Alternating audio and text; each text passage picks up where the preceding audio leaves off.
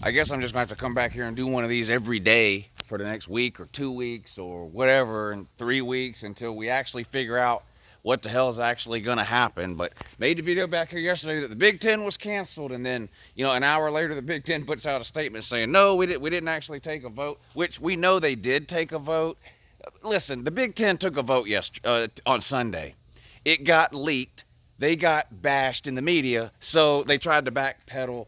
Anyway, they're officially canceled now. So there's no Big Ten football this fall. They say they're going to try to play in the spring. Whether or not they actually play in the spring, I don't know. There's a lot of issues about playing in the spring, but hell, there's a lot of issues about playing now. So who knows? I don't know. And then the Pac-12 was supposed to have an announcement at 4:30.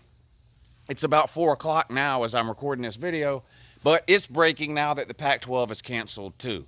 Now, this is what happened yesterday with the Big Ten. It got announced before it was actually announced, and then what actually happens with the Pac-12 today, I don't know, but the word is they're canceling today at 4:30, and the Big 12 is their presidents are scheduled to meet tonight. I don't know if we'll hear anything from that, but they do have a meeting tonight. And the SEC and the ACC are saying, we don't care, we're playing. At least that's what they're saying now. I don't know what else to say about this that I didn't say yesterday. I'm not doing any finger pointing or blaming or getting mad at. I mean, I'm mad we don't have football. I'm not mad at any particular reason. I'm not going to blame. Anyway, it's sad. I feel bad for the players. I feel bad for the fans. I mean, I'm a fan of an SEC team, but I love Big Ten football. I said yesterday, I couldn't wait to watch Micah Parsons, which he opted out anyway, but, in Justin Fields, and what was Minnesota going to do, and who's replacing Jonathan Taylor at Wisconsin, and can Scott Frost turn around? So even though I'm an SEC, I'm sad. I mean, that's less football games I get to see, even if the other conferences play. It's just terrible. It's just awful. And if the Pac-12 does cancel or has canceled or whatever they're doing today, that's 2 down, 3 left. Big 12 meets tonight. I still feel like it's going to be very hard for the other conferences to play, even if they want to play with some of the conferences canceling. If something, if something goes wrong, they were going to get hammered anyway. But if you've got some conferences sitting out, and the Big Ten cited their medical board, by the way, but the SEC and the ACC say their medical boards say it's fine. It's just so confusing. Even if all 5 would have played and something would have happened, these schools, these conferences just would have got destroyed. Now that some are sitting out and actually citing medical board reasoning and facts and whatever, if the other conferences play and something does go wrong, it's going to be 100 times worse. I just think the pressure now is going to be almost too much to bear, even for the SEC. I hope I'm wrong. I mean, God, this season is already going to be just a complete cluster. But Jesus, I would rather have something than nothing, even if that something is a watered down, one conference only, whatever. I don't know. I don't know what to. This is just terrible.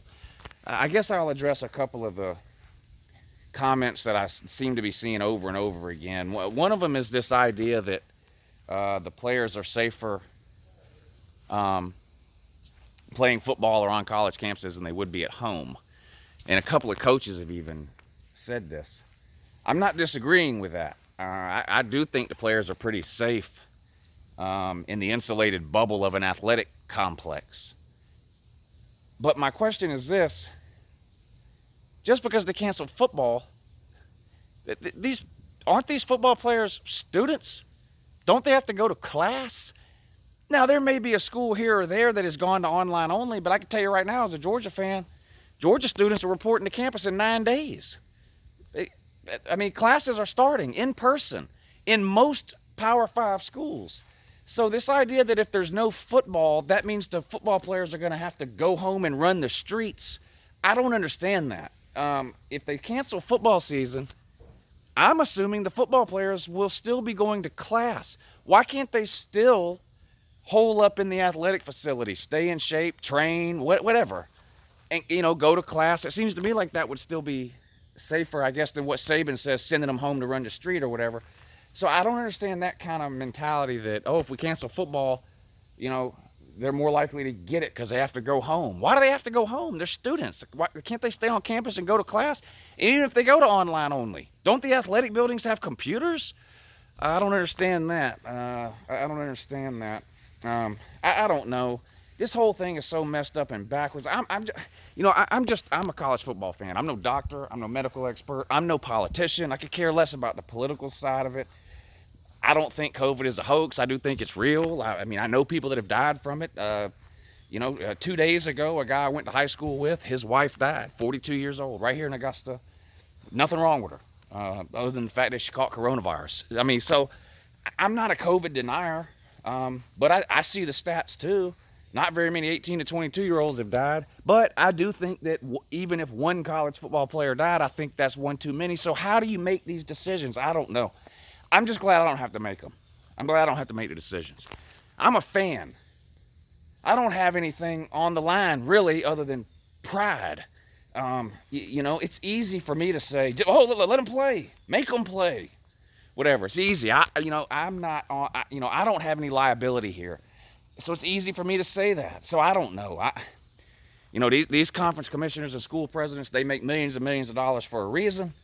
Sometimes you got to make hard decisions. You can't please everybody. I'm definitely not happy about the Big Ten not playing and the Pac-12 not playing and whatever else comes down the line.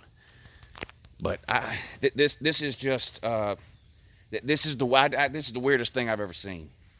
The weirdest thing I've ever seen. I'm heartbroken for myself as a fan, for other college football fans, but mostly for the players who are going to have to sit out this year. Now, all the spring athletes' seasons got canceled, and the NCAA granted every single one of them an extra year of eligibility. I'm assuming they'll do the same thing for fall athletes. Didn't matter whether you were a senior or a freshman.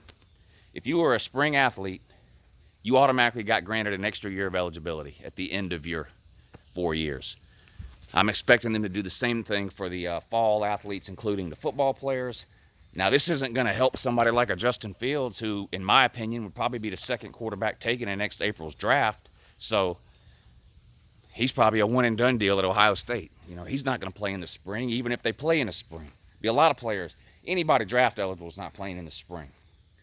And if you play in the spring, that's going to affect the 2021 season. You can't play even 8 games in the spring, I don't think, and then turn around and play a regular season in the fall of 2021. So if you play in the spring, you're going to have to shorten the fall season. It's just a giant mess. Just a giant mess. I'm not having a good morning.